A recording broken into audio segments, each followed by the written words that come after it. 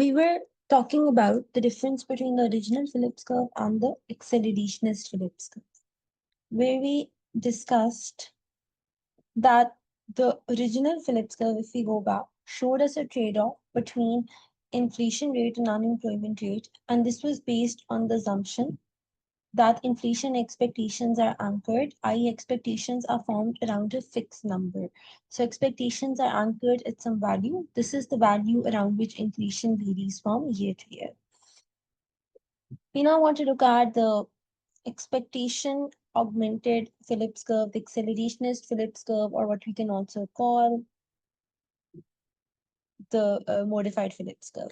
So here now the trade-off is between unemployment and change in inflation rate rather than inflation rate. Because see here in the modified Phillips curve on the vertical axis we have change in inflation rate. In the original Phillips curve we had inflation rate. So the original Phillips curve describes the trade-off between the unemployment rate and the change in the inflation rate and not the inflation rate itself. What does this mean? We'll look at it in a bit.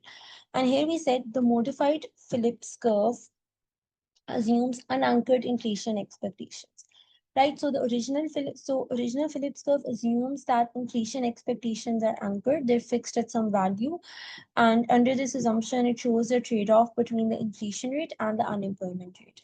While the accelerationist Phillips curve assumes de-anchored inflation expectations, where expected inflation is equal to last year's inflation rate. And under this assumption, it shows the trade-off between change in inflation rate and the unemployment rate. Because if we go back, so the equation of the original Phillips curve was this, because we assume pi t is pi bar. So here we can see the trade-off is between pi t and ut under the assumption of anchored inflation expectations. And here we can see that now pi t is pi t minus 1. So when you take pi t minus 1 on the left hand side, we can see the under the assumption that we have de-anchored inflation expectations, the accelerationist Phillips curve shows a trade-off between change in inflation rate and unemployment rate, because pi t here is pi t minus 1, and that pi t which was on the right hand side, that's equal to pi t minus 1, and you just take it on the left hand side. So the accelerationist Phillips curve shows a trade-off between change in inflation rate and unemployment rate. Let's look into more detail. What does this mean? That the trade-off is between unemployment rate and change in inflation. So the idea is this. The idea is this: that high unemployment leads to decreasing inflation rather than just lower inflation. If we go back to the original Phillips curve, we said higher unemployment rate means lower inflation, right? But now what we're saying is higher unemployment means decreasing inflation, not just lower inflation, as it was in the case of the original Phillips curve. Similarly, low unemployment means rising inflation, not just higher inflation.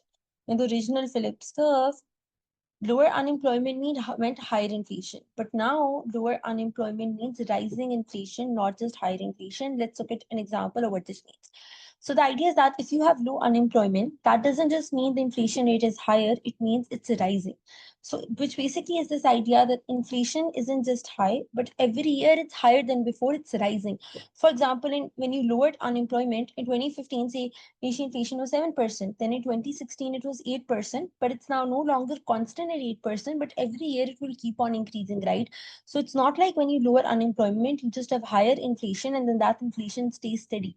But every year that inflation is higher than before. For example, in 2016, it's 8%, 2017, 9%, 2018, 10%. So there's a permanent acceleration of inflation.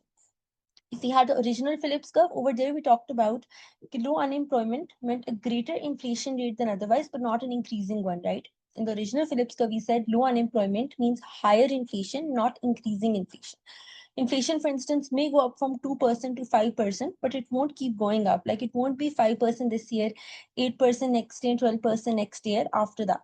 So the inflation rate stays steady at the new rate for each year. So this is what we mean when we say the original Phillips curve is a trade-off between the inflation rate and the unemployment rate, which basically means if you say lower unemployment, the inflation rate goes up, but it doesn't keep on increasing. It may go up from 2% to 5%, but it won't keep on increasing. If 1 year it's 5%, the next year 8, then 12, and so on. No, it won't.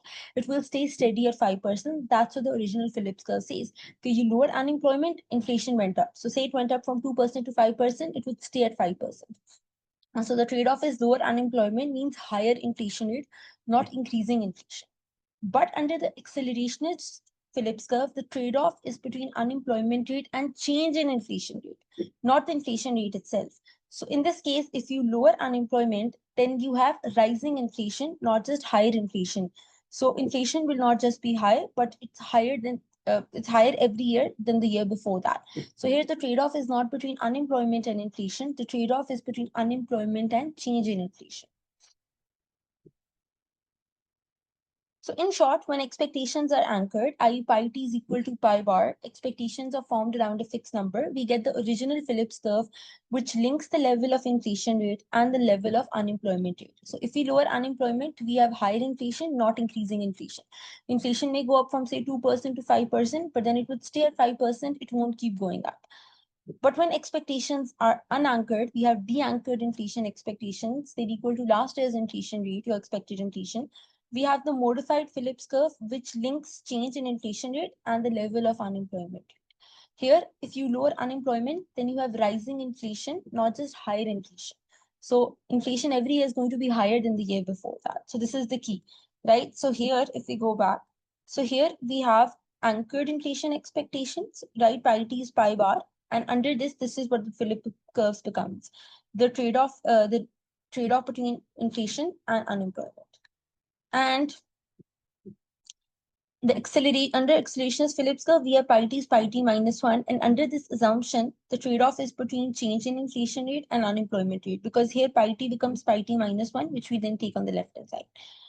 Right? So this is the idea, right? Over here, inflation isn't just high when you lower unemployment, but every year it's higher than the year before that, which is not the case when you looked at the original Phillips curve. Here we said, right? When you lower unemployment, there is a higher rate level of inflation rather than increasing inflation. Like inflation may go up from 2% to 6%, but it won't keep going up. Right, so this is something we need to keep in mind. And when we're looking at the original Phillips curve, the trade-off is between the inflation rate itself and unemployment. But when you're looking at the accelerationist Phillips curve, the trade-off is between the change in inflation rate and the unemployment rate. So in the case of original Phillips curve, lower unemployment means higher inflation, but inflation won't keep going up. In the case of accelerationist Phillips curve, lower unemployment means increasing inflation, not just higher inflation. The inflation rate will keep on going up every year. So in one case, the trade-off is between unemployment rate and the inflation rate itself. In the other case, the trade-off is between the unemployment rate and the change in inflation. Right, so when you lower unemployment, you're not accepting higher inflation, you're accepting a higher inflation, you're accepting a higher change in the inflation rate. So that means you'll have increasing inflation.